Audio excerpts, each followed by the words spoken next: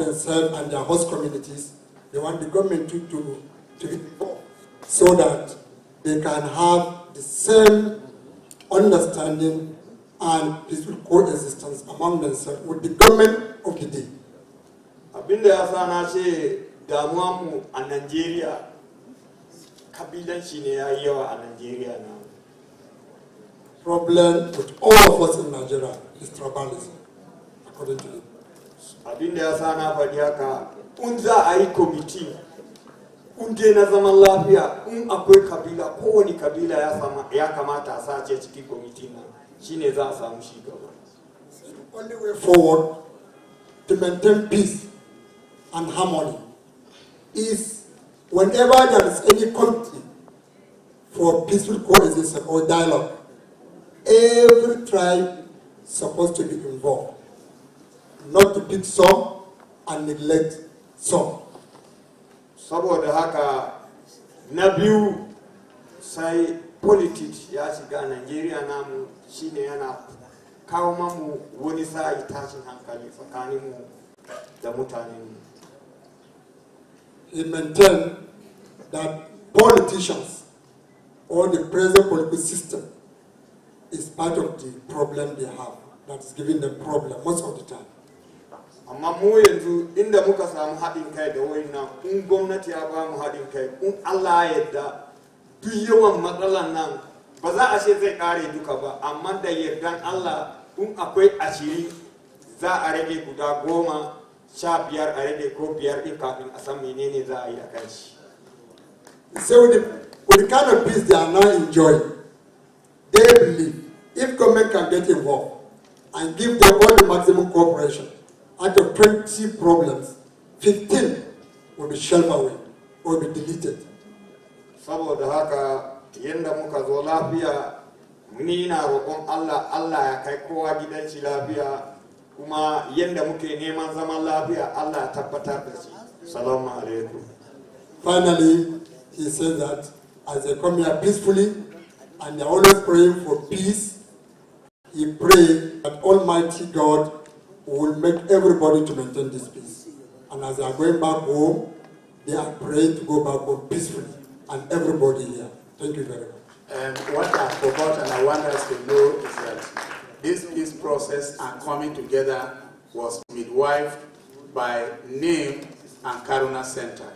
Thank you. Thank you very much. Please, another round of applause for the Benue State Chairman of both MACBAN and Althon. We can see that this is the new dawn, and when we're talking about the relationship between farmer and herder, this is the roadmap. You see how they've created synergy within their ranks. On that note, please, I would like to call on the next panel. We are really running behind time, so we will only have maybe about 15 minutes for this panel. Let me call on the chairman of the panel, Dr. Joseph Ochogu from the Institute for Peace and Conflict Resolution. He's our Director, Research and Policy Analysis. Please, a round of applause for him. Also, on the panel, we have the Director General, National Early Warning and Early Response from the Office of the Vice President. Please, sir, will you take your seats graciously on the panel? Then we have the Executive Director, Victim Support Fund, Professor Nana Tanko. Please, ma'am. I will, on that note, hand over to the chair and moderator of the panel, Dr. Ochogu, to take this panel. Thank you very much, please, sir. Thank you so much, Mr. Chukwumekamba. I will just follow all the existing protocols and to say that today is a new dawn. In case you don't think today is a new dawn, you would have seen the All Farmers Chairman of Benue State, and then you see the MACBAN Chairman as well. And then perhaps people want peace. As an opener, I think there is nothing I'm going to say that people have not said here in terms of the politicization of the farmer-herder relations, the criminalization of this relationship as well, as well as the commercialization of the crisis, by some conflict with entrepreneurs and all that. Just to mention again that the farmer header crisis has been on since 1804, even before the caliphate was established in terms of the migratory trends of farmers in and out. And there have been some bits of skirmishes, but there are resolution mechanisms that have existed over time, even in colonial time, and even in post-colonial time. But what has happened suddenly is this change in dynamic and the way and manner people have taken advantages of this fault line to further make this crisis protracted and endemic within our system. We'll stay down. Thank you so much again for your patience. We'll be very smart. This is going to be one of the smartest sessions. And luckily I have to my right Professor Nana Tanko, and then to my left. Sorry, we also call on Imam Sani from the Karuna Center to join us. Yeah, a round of applause for Prof, please. Thank you very much. So we're going to take it this way. We're just going to be lesser focused on the issue here. We are looking at the opportunities for greater synergy for farmers and headers. So based on their experience, they all have their experiences, working in the field and trying to improve these relationships and all that. So we're going to look at it. I think I'll give each of them 5 minutes, within which to make their interventions. And then we'll take 2 questions from the floor, and then they do their final remarks, and then I think the sessions will be done for me. Professor, it's good to have you around and to be chair of your panel. So, can you speak on your work in terms of, and then try to perhaps enlighten us on the synergies, the opportunities that exist for better synergies, between farmers and headers. And then just to commend you for your work in Agati, in Benue State, in the Northeast, and across the country. So, the stage is yours. Welcome. Thank you very much, Director General, Directors of the Union, and the Karuna Center. Other colleagues here present, please help me to assist me to, or excuse me, allow me to stand on existing protocol. First of all, I'm happy to be part of this panel. I'm actually coming from Askira, so it's quite hectic. The Victim Support Fund was set up, as we all know, to support the government effort in the area of supporting victims of terrorism. So the focus of our foundation is really looking more at terrorism and how to support the victims, which means we're looking at the early recovery level. Most of our work has so far been in the Northeast, especially Borno, Yobe, and Adamawa State.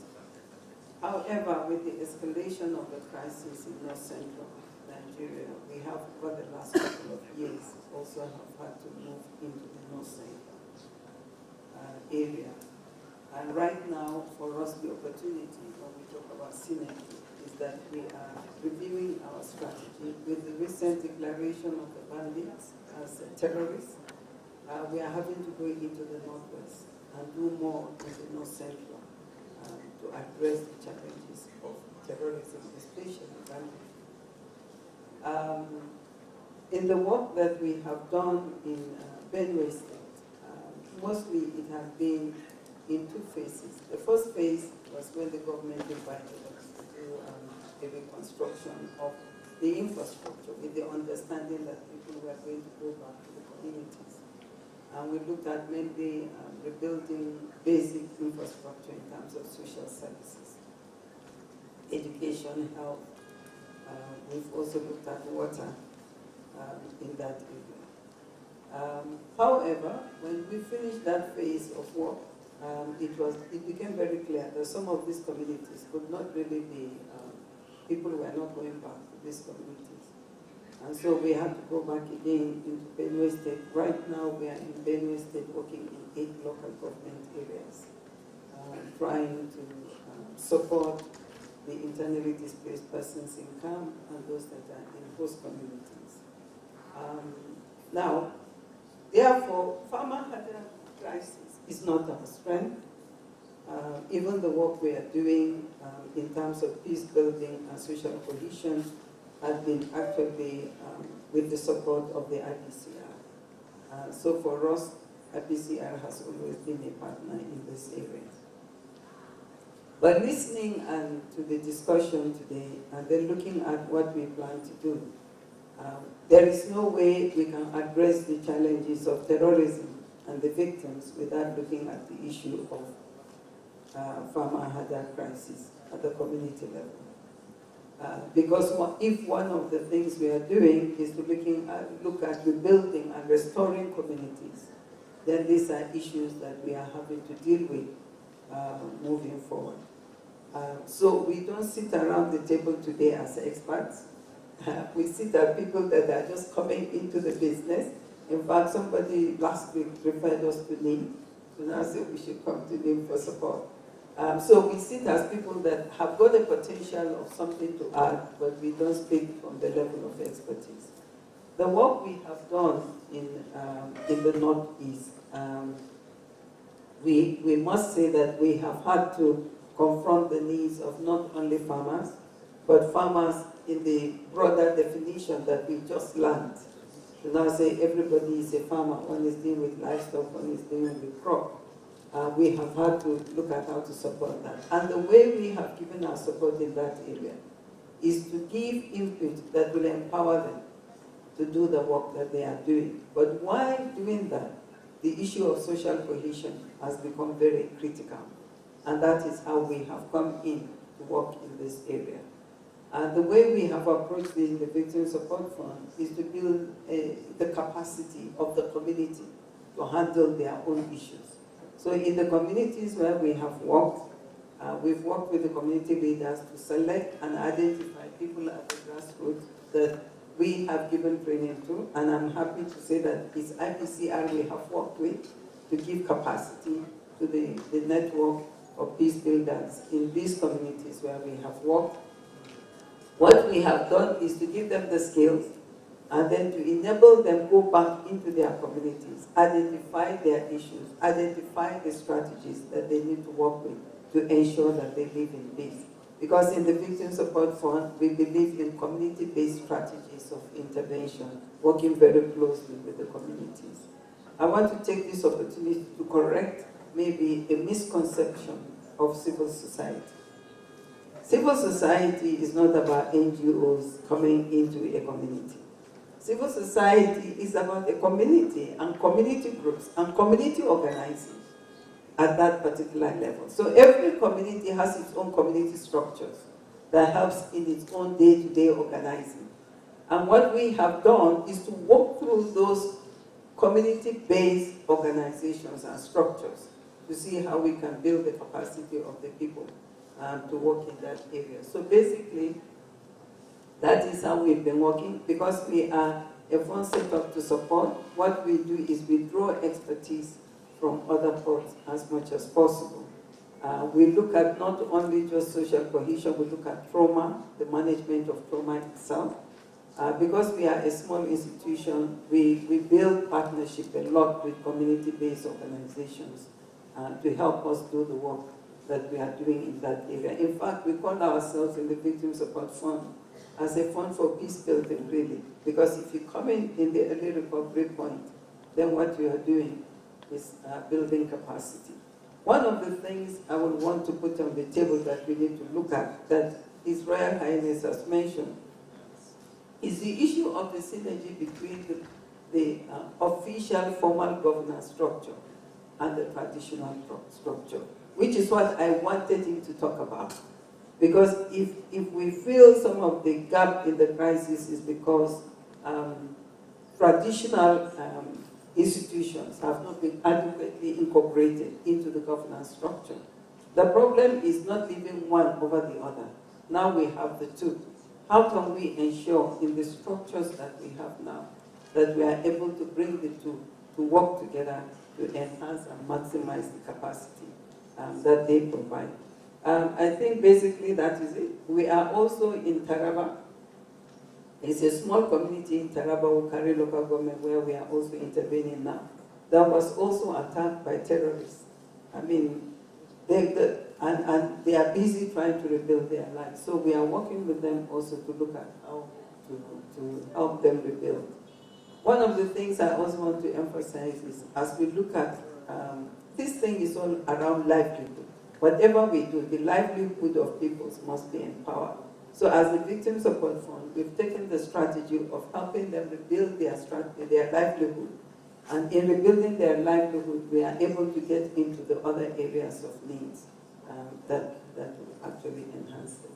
Maybe I should stop there. I think I've spoken too much. Thank you. Okay, thank you very much, Professor Nanatanko.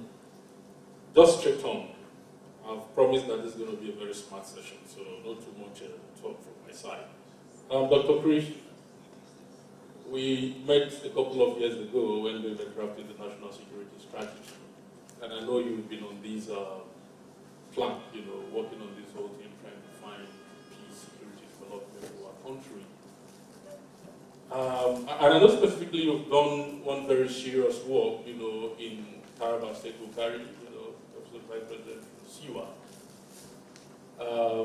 Here specifically on issues around farmer headers. Now, can you share your thoughts, in terms of how do we build synergy, to correct some of the anomalies around this relationship and strengthen the synergy between farmer headers as well as other practitioners, researchers, as well as people in practice? All right. Thank you very much. And I'd like to especially welcome Professor Tanko, who was my teacher 25 years ago, so welcome now. To the question you've asked, I think you're speaking in respect of the National Livestock Transformation Plan. I think that what it was. It was driven, I should say, it was the product of the National Economic Council, which is chaired by His Excellency the Vice President. And under that program, the federal government partnered with different states. There was an initial pilot set of 7 states, partnered with them on implementing the program. The idea was to drive a program that would be wholly owned by the communities and the states themselves.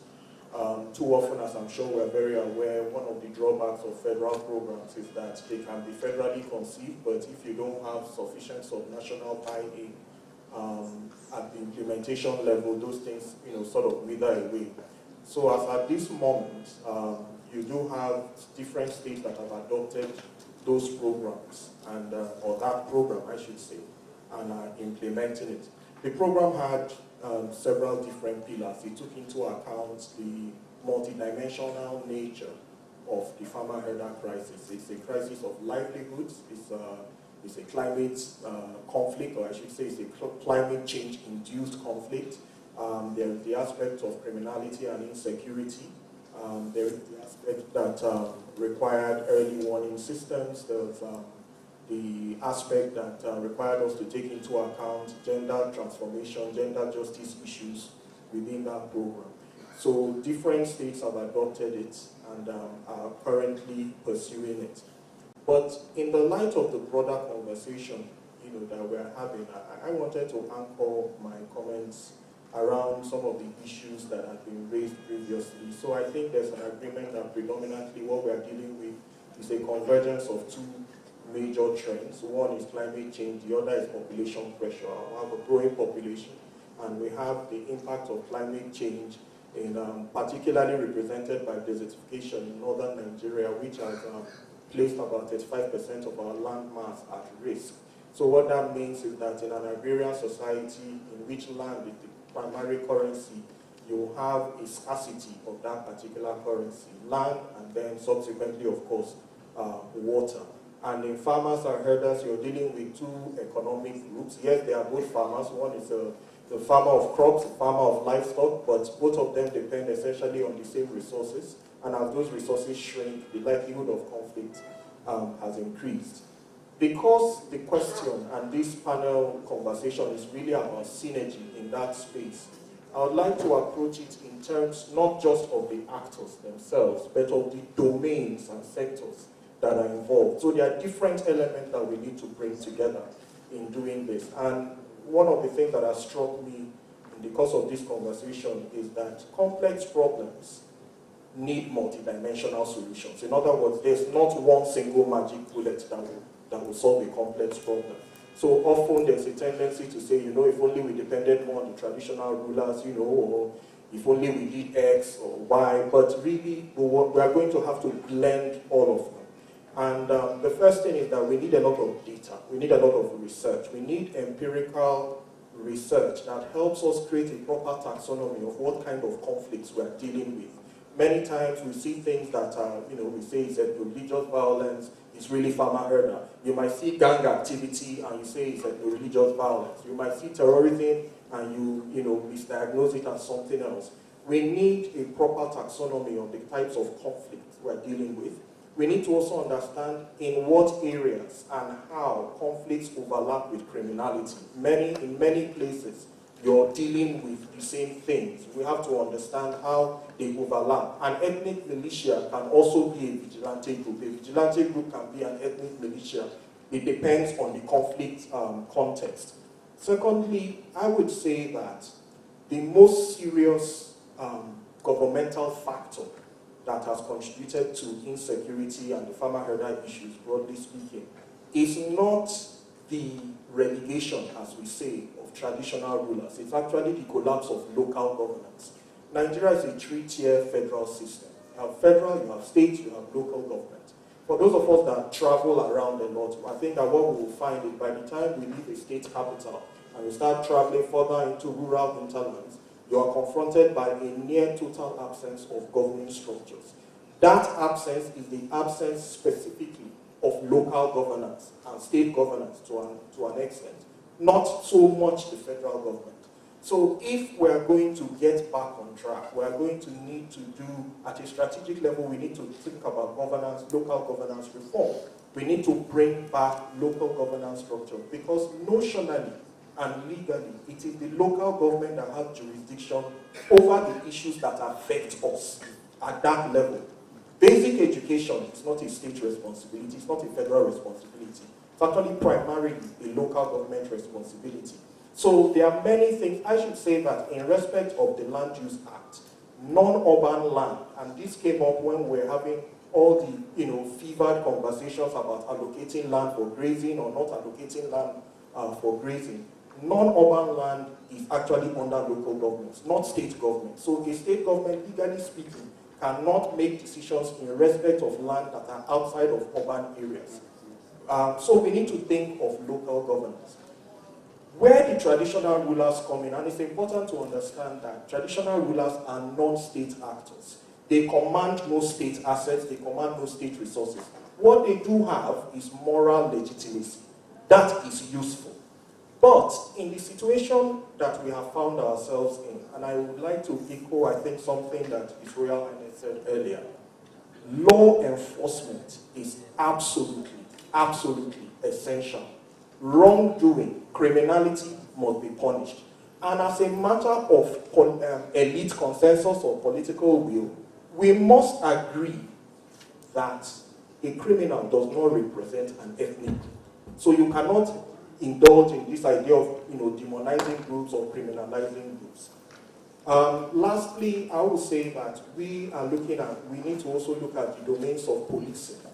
The federal government has been talking a lot about community policing. So when we talk about policing, we are not describing an activity carried out solely by the Nigerian police. We are talking of the policing as a whole of society activity, something that communities are doing, how communities are regulating themselves. And all of these elements need to come together. And when these elements come together, of course, in tandem with the work of groups like MACBAN and other CBUs, then you create, that is where the synergy is created. The synergy is created by bringing all these different elements to the table. And let me stop my comments there, but that is what I understand as the synergy, how you create synergy of actors in that space. Thank you. Thank you very much, Krish. I don't know if the representative of the IGP is still here, and that re-echoes this issue of community policing, that we really need to look at it and need to deal with it, appropriately the way it is to. to address local community problems and that. Imam Sadi, it's great to see you. Thank you so much. I'm sure I've met you a couple of times ago, and it's good to have Karuna, in IPCR with me, doing very great work.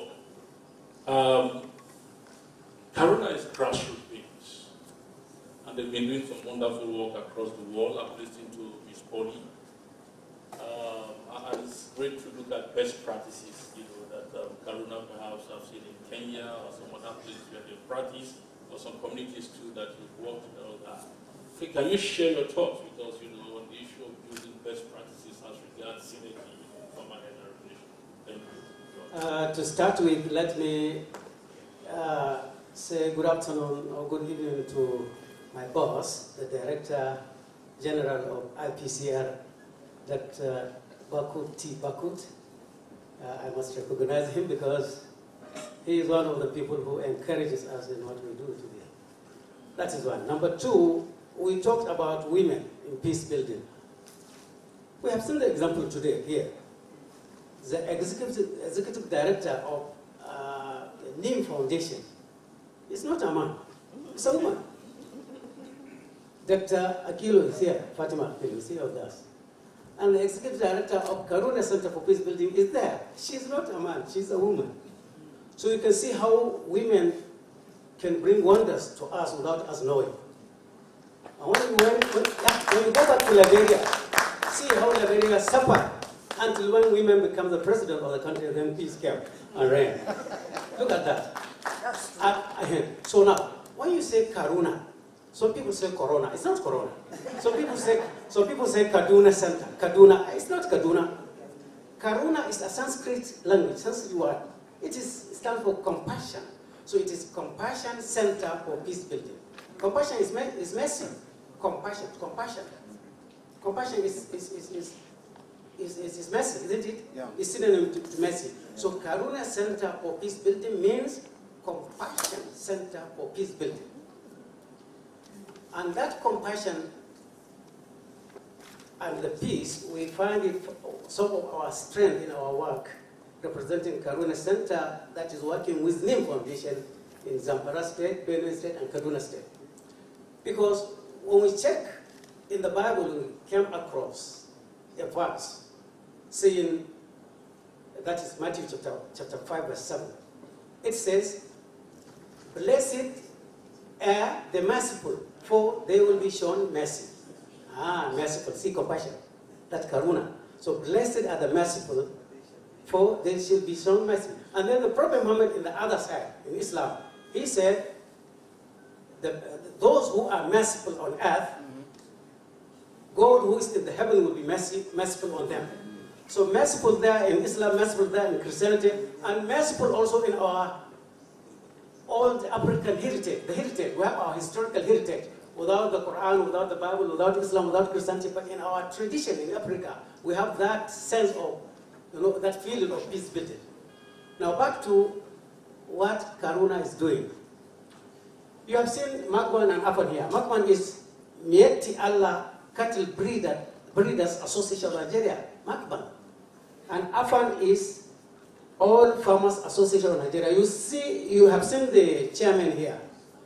The other is the chairman of Makman, Mieti Allah Cattle Breeders Association. And the other is the chairman, but they agree now to see themselves as one and to share office. So when you enter this office of Afan, you come out, you enter the office of Makban. They consider themselves as farmers of crops and farmers of livestock. How did they do that? As he said, at last he said, I attribute that to Karuna Center and NIM Foundation because they midwife that, and it came into being. Through what? Through encouraging people to dialogue. Mutually, not ordinary dialogue, as we know it, no. This dialogue is called reflective structured dialogue.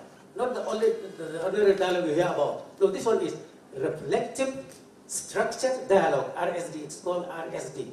And this RSD is different from the dialogue we know. It can bring people closer and encourage them to talk together mutually with every sense of respect, and in the long run, you find they feel that they are just one family. And that is what had happened here. And when you go to Zamfara State, women speak up now. You can hear a woman talking among men, which is traditionally seen like women should not talk when men are. No, there, through this work of Karuna Center and NIM Foundation, women are, empowered to talk on radio. When you listen to the stations in Benue State, Makodi, you hear women talking in this. When you come to Kaduna State, there's something happening. So all are part of what is contributed through the dialogue and also helping or empowering people in conflict to talk to each other. And as you have all said before now, there is nothing you can do and you can't resolve anything without dialogue. So all you do, go and come back, you come back to dialogue. So that's why dialogue is one of the backbones of what the Karuna Center is doing, to encourage people to dialogue and talk and see their own differences and see how to come to the resolution of those differences. And finally, maybe if you can say,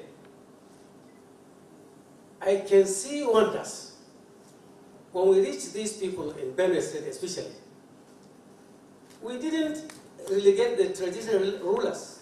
No. We went to them and we tried to seek for their blessings and for their attention to us. So that means, as we have heard from the emir of Doma here, so we must go back to that. In Africa, you need to go to the traditional leaders because they will help you. So we didn't discriminate against them. We didn't keep them aside. We reached 3 types of leadership: religious leaders, traditional leaders, and community leaders.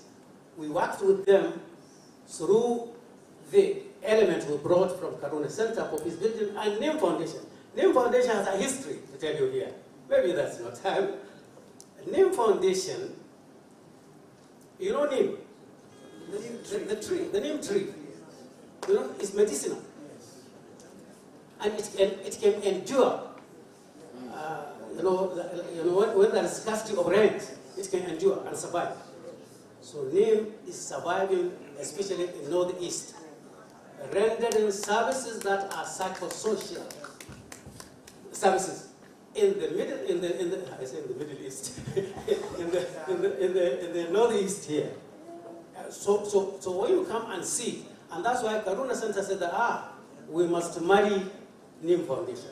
Let that marriage be pleasant so that we work together, because we are there to give psychosocial support to people who are victims of insurgencies and so many things, and we are here to give compassion and encourage people to talk together so that they can resolve their conflict. So that's why the marriage started some 2.5 years back to date.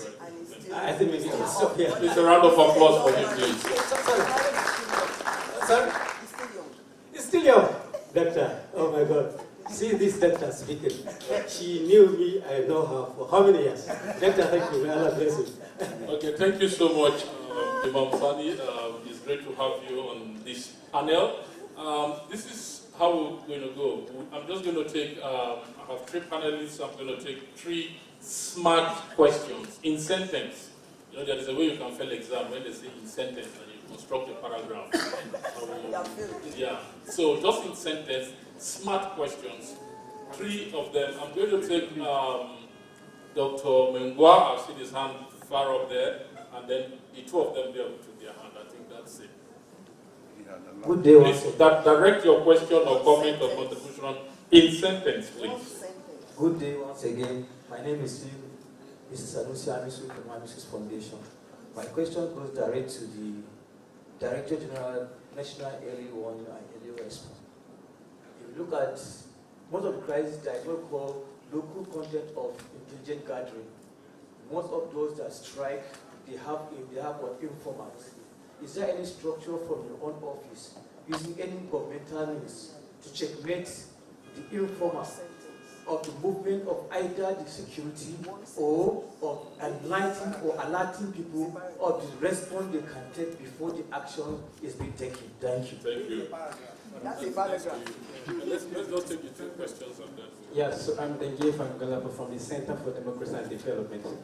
Yeah, so very quickly, in the midst of climate change and then the porous borders that we have, and looking at the ECOWAS protocol on transhumance, how do we marry the conflict in terms of the internationalization of EDAS into Nigeria and then the ECOWAS protocol on transhumance? Your question is directed to who precisely?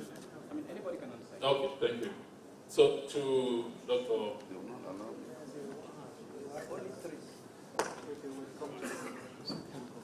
Thank you very much. I would have actually loved to make some observations before the questions, but because of time factor, let me just quickly ask some few questions and then make a comment. One of the questions goes to the MACBAN and then the AFAM. I think you can meet them during lunch and network with them. Yes. All right. Thank you. I also want to ask the man from the office of the Vice President. He talked about the livestock transformation projects that has been very effective, according to him, in about 7 states, if I'm not mistaken. Can you please give us a clear examples of states where this program is effective? Because I have been in the field, and I've gone to the field to actually interact with the communities in some of these states that you talked about. I want to gauge the effectiveness of these livestock projects that you talked about. I also want to quickly say something about the principle of subsidiarity, which emphasize on local governance at the grassroots level. In line with the argument raised by His Royal Highness, that has been very absent in most of our communities, especially in connection with the government. You find out that within the local communities, you have the absence of this interactive platform. No, sorry to cut you. Please, can you just do a paragraph or a pager for the rapporteurs, and then they will note that accordingly. And if they just put your emails there, please, they need to get back to you. They will get back to you. Thank you. Thank you very much. From here, I still got a directive from my Director General. You know, he pays my salary. Please, guys, at the mercy of the Director General. Thank you very much for the opportunity. My name is Emmanuel Ikpe, All Farmers Association of Nigeria, Benue State Chapter. My question is directed at Professor Nana Tanko, Victim Support Fund.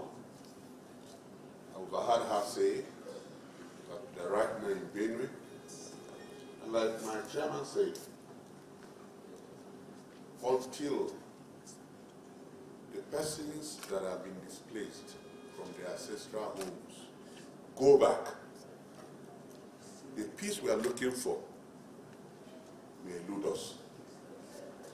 I don't know what you intend to do, because I would have contributed a little just to give you something that may provide a cure to that, but because I we can meet up during lunch hours. Thank you very much. So what are you doing? Thank you very much. Okay, it's back to us as in the panel here, and then we're going to respond to the 4 issues that was raised from participants. I will start with Professor Nanatango. Thank you very much. And let me just speak quickly on this movement of others and the protocol on the area of the ECOWAS. I honestly was also looking for that. I was looking for that to hear how are the movement of the herders from across other nations are fueling, or whether they are fueling or not, the communal crisis at the level of the community of farmers.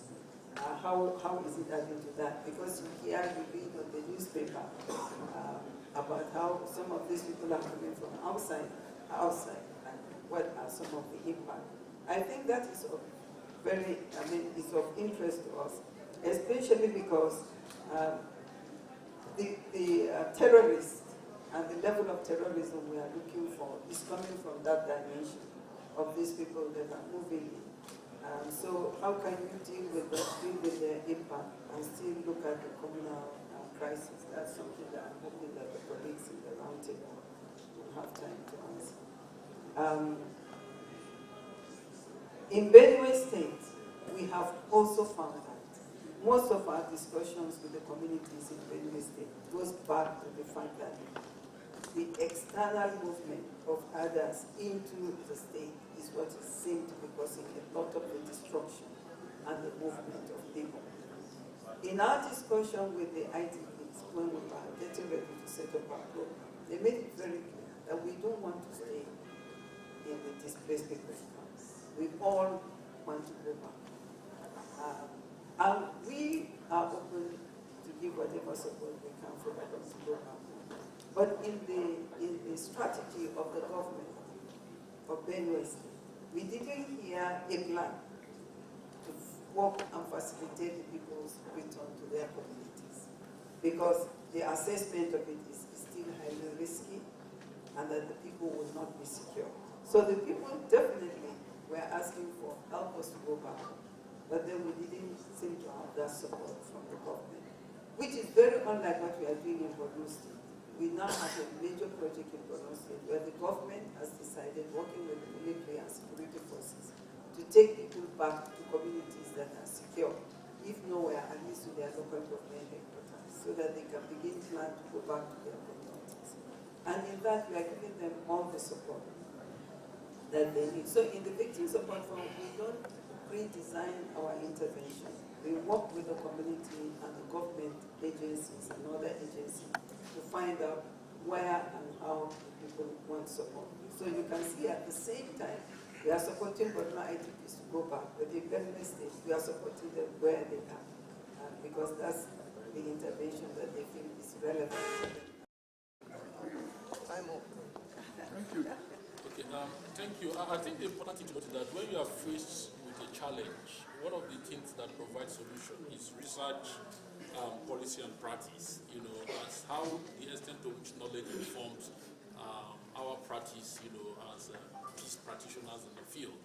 Because with all what has been happening in the last 13 years or thereabout in the country, we need to begin to build a body of quality knowledge, you know, that can help other nations when they go through it.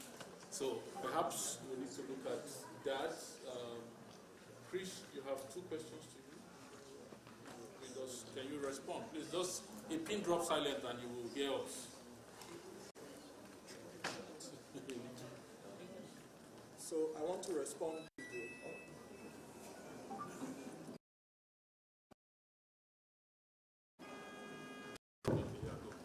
Thank you. I want to respond first to the question about early warning structures. So first, for the sake of clarity, the early warning center, which I heard is something that was just established a month ago by executive order by the president. So we are barely a month old. But more broadly, we are talking about early warning and early response. Because we're having a frank conversation, let me suggest that a lot of times early warning is not the problem. You talk about intelligence, right?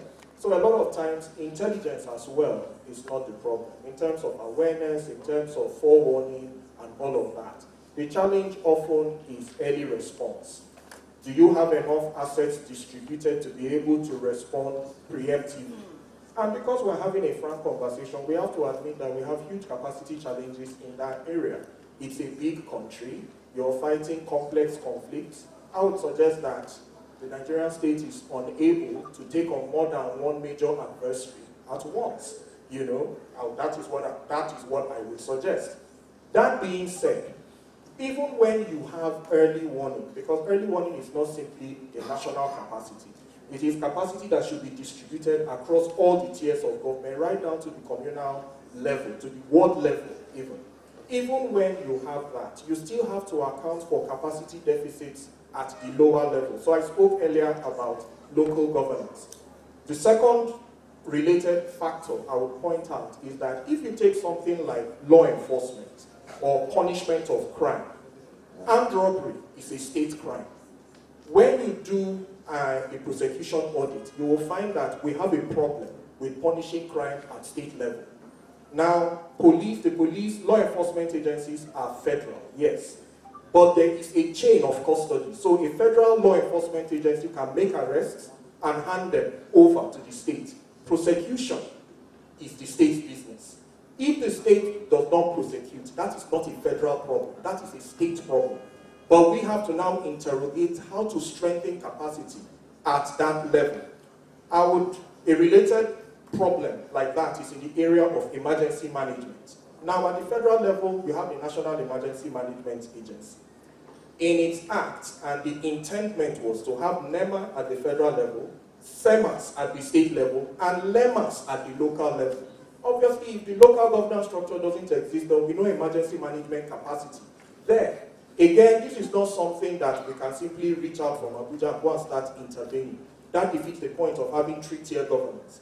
So my point is that building early warning and early response capacities is a multi-tier challenge for us. And the Early Warning Center, young as it is, has as part of its mandate to do that, to support those structures where they exist. So in places like Kaduna and Plateau State, you have peace commissions, you have one in Adamawa as well. But to go beyond that to places where those structures don't exist, work with state governments, local governments, community organizations, civil society, in also building and developing those structures. So that's what I would say on that, and I hope I've addressed that a bit. With regard to Doctor, I think you asked a question about the National Livestock Transformation Plan. I was embedded in that program. It's been some years now, maybe 4 or 5 years, but I know for certain that Adamawa has adopted that program, Plateau has adopted that program, Ebonyi has adopted that program. The idea is not to have a program that is dictating from Abuja. You can create models, but once a model leaves Abuja and it gets to a state, that model must account for local nuances, local particularities. And I should add that the program was developed through a very broad spectrum consultation that involved traditional rulers, involved community leaders at the local level, community-based organizations, civil society organizations. But because this is a program that is implemented primarily by states, then you look at each state on a state-by-state basis and see where they are. But I can tell you for a fact that those 3 states at least, and this is my current knowledge, those 3 states at least are implementing the program. It's probably more than that. So, thank you. Yeah, thank you. Imam, final words from you. Yeah, final. My final is that I forgot to mention to you the synergy of 5 components that are making wonders, or that are showing us some wonders in what we do. We have the EWA, that is the early warning and early response. And we have the dialogues, which I said, reflective structured dialogue, RSD. And then we have the media component, and we have the PSS component. That is psychosocial support that we give, as we mentioned for you at the time. And again, we have advocacy, because through advocacy, you can get what you want with ease, without difficulties. So these five components are what come together and give us the result we can see and we can tap. And again, finally, in our system, we don't invite people to dialogue and then suggest to them the topic. No, they decide the topic themselves and then they come to the dialogue for that topic to discuss it. That is much more impactful and much more fruitful than to suggest a topic to the people. This is also one of the wonders of the dialogue we are holding with people.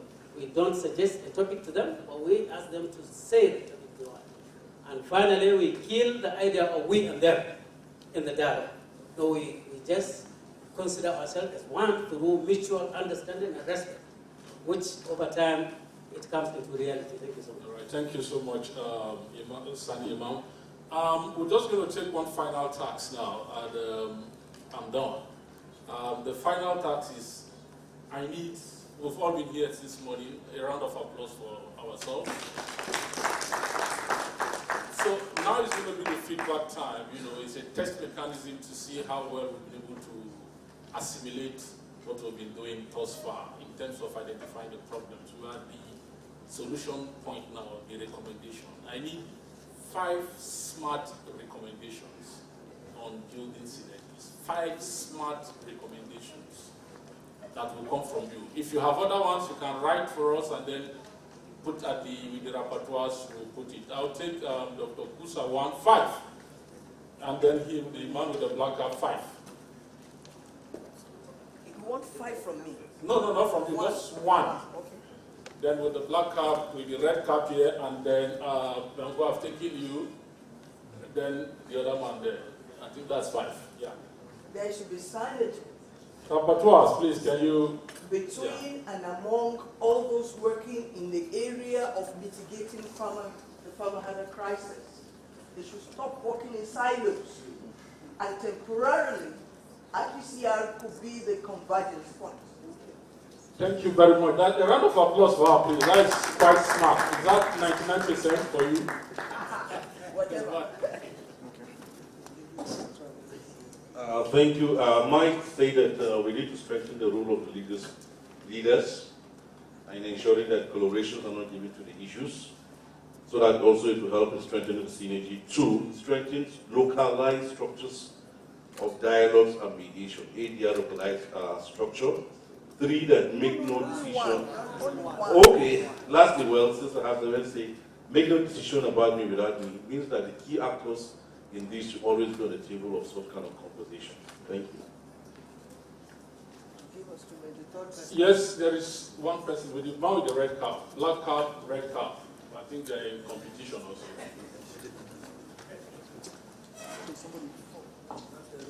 Okay, my contribution here will be on how we're going to link the individual early warning system that is domiciled in the country to the national early warning system, so that they could be able to have a one database that will provide analysis and provide recommendation and build scenarios for effective response. Thank you. Yeah, thank you very much. There is this guy there with the white. Yes, that one. No, the one, yeah. Okay, thank you very much. I would like to suggest that mega ranches be established. You said what? Mega ranches, cattle ranches, be established in each of the geopolitical zones, so that the herders can lodge their cattle there and tag them, and the cattle should be taken care of, and to be milked and all that, so that the activities will be modernized, so as to avoid encroachment of cattle into farmlands, which causes the crisis. Thank you. All right. So I think the final one from, okay, let me take the man there with the red barrel in his pocket. Yeah.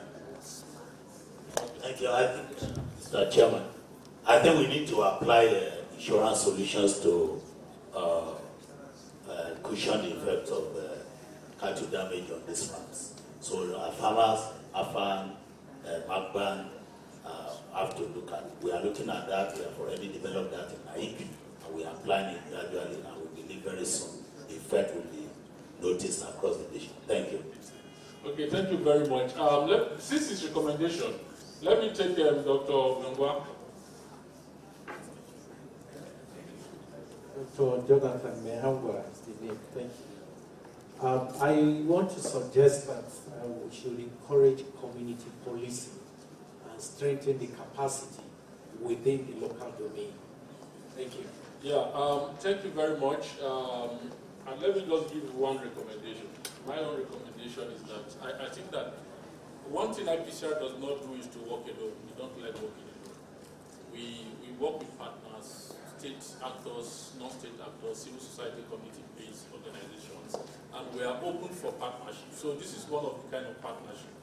Next week, we have a program here still about on the same issues of climate change and farmer, and we are working with Leeds, Beckett Leeds University and University of Lagos and Corafield, interfacing on the research finding and validation of that. So I think the recommendation will be that there should be a sustenance of the partnership between NIM and Karuna Center for Peace Building, and then have perhaps a quarterly or whatever kind of engagement of this kind of thing, so that we can continue to put on the agenda, on the policy agenda, on the practice agenda, on farmer-herder relation to continue. Because as long as the problem lingers, so as peace builders too will continue to put our work in place to ensure that this thing ends at the end of the day. I think that is that for me. I'll hand over the microphone to Chukwuemeka Mba, who is our conferee for today. Thank you. Thank you very much. Please, a round of applause for our chairman, moderator, Dr. Joseph Okogu, Professor Nana Tanko, Executive Director of the Victim Support Fund, Dr. Ngodo from the Director General of the Early Response Center, and Imam Sani from the Karuna Center. Please, another round of applause for them. We've got very, very, very good insights into sustainable solutions to these farmer-herder relations. We've had a very long day, and I want to say a big thank you to, before my director comes in, it's been wonderful. It's actually been so wonderful. On that note, I call on my director, Dr. Mohammed Dakobi Mohammed, the Director of Democracy and Development Studies. Please a round of applause for my director. Thank you very much. He'll give us the closing remarks and the vote of thanks. Thank you, sir.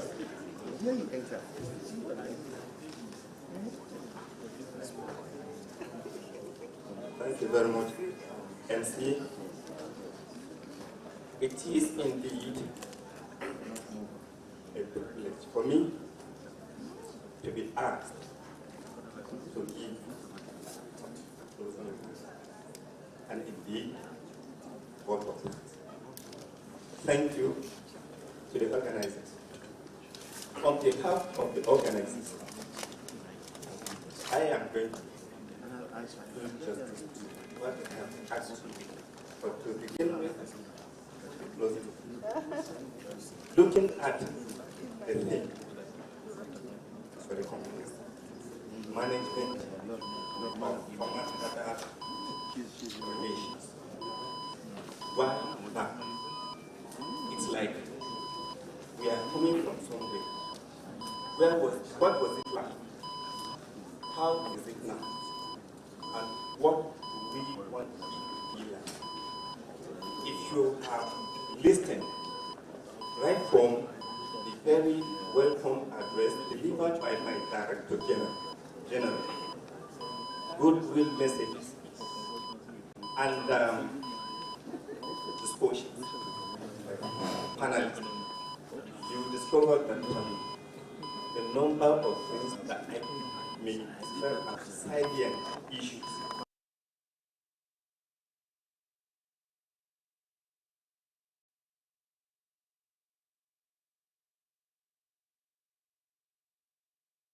the relationship about farmer. What kind of farmer?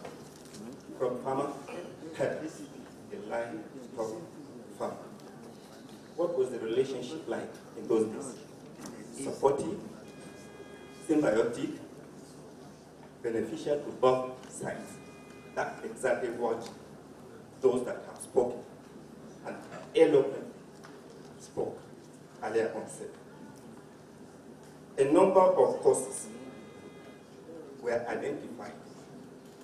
The one that virtually all the speakers talked about was climate change. We've done a lot of fact-finding researches around the border areas. I do not want to, bore us telling us the findings because of one time. But then, it is the mother of all the causes. For it induces migration, poverty, famine, drought, name it. A number of others talked about proliferation of small arms and light weapons, and several other things. The dynamics. Yes, it used to be farmer-herder crisis, but graduated, according to the speakers, into something else. often described as criminality. Impacts or consequences have led to killings and maiming of innocent individuals, loss of property. Some of the recommendations, somebody talked about the role of traditional institutions in the management of this kind of crisis. We've equally carried out a number of researches, fact-finding too, both locally and internationally. That was when I was still with the external conflict prevention. We went around the border communities. We've been to Ghana. We actually had wished to go to other countries in the sub-region, but for lack of funds, we've not been able to do that. Somebody talked about the important roles civil society organizations play, and they talked about dialogue. I could remember vividly when we were in Katsina. We met with the emir of Katsina, and it was as if the emir of Doma, the Andoma, was with him. Exactly the way he spoke was how the emir of Katsina talked to us, and exactly the issue. Several other things were mentioned. Somebody talked about recommendations like having structure for peace building in our communities. I think I should go over some of the ones that were, given after Dr. Ochogu sought for some of them. That synergy between people working for peace, especially this very crisis, come together and work together. That there should be link between the early people, looking at early warning and signals, so that they can, turn into one data bank for our government to be able to understand and, do the needful. Somebody talked about mega cattle ranches. Thank you. So let's stop at that. I want to go to the second part of it, which is a vote of thanks.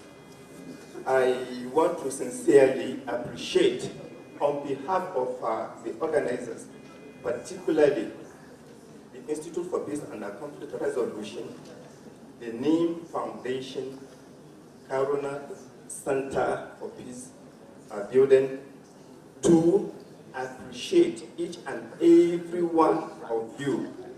I want to begin by thanking Almighty God for an opportunity like this, for giving the organizers the wisdom to come up with this initiative. If you do not start, you cannot think of a destination. By the grace of God, we'll get there. Thank you, God. We want to thank the organizers, especially the sponsors, and sincerely, my Director General is one person that you will, go to and, explain and say, this is it. He will ask you to substantiate. If you are able to defend, he will give you the kind of support that you deserve. And DG, thank you. For the chairman, a lot, was said. They said the general, yes, a philanthropist. That is, one of the things. Take a lot. The emir of Doma, we appreciate him, his contributions. Other dignitaries that have, graced this occasion, the participants, media, the staff of the Institute for Peace and Conflict Resolution, and all the well-wishers outside there. I want to, on behalf of the organizers, say thank you, God bless you all. Thank you.